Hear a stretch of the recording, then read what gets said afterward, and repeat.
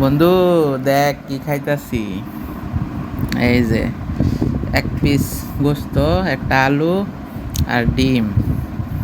এই হচ্ছে কাচ্চি। ঠিক আছে।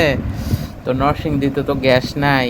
আজকে সকালবেলাও মানে নরসিংদীর মানুষ না খায়া রইছে, মানে ঘরে আর কি না খায়া রইছে। এখন বাধ্য হয়ে বাইরে দোকানের খুবই চাপ। সকালে রুটি ভাজি সিরিয়াল দিয়া পর্যন্ত আসা যায় না, কারণ মানে এক একজন মানুষ 10টা 12টা করে যদি রুটি অর্ডার দেয় একটা দোকানে, মানে গেছি সিরিয়াল না হইলেও 1-150 রুটির পরে আমার সিরিয়াল, 1-150 রুটি বানানোর পরে সিরিয়াল দিয়ে আনতে হইব, এরকম অবস্থা। তারপরে এই যে দুপুরের খাবার আনতে গিয়েও ছোটো ভাই আনছে, তো এটাও এরকম।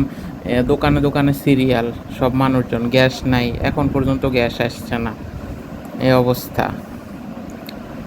তো এটাই বন্ধু, এটা এটা ভিডিও কলে বন্ধুরে দেখাইতেছি, ঠিক আছে। হোয়াটসঅ্যাপে পাঠাই দিমু ওরে, তো এটা শর্টস হিসেবেও ছাইড়া দিতে পারি।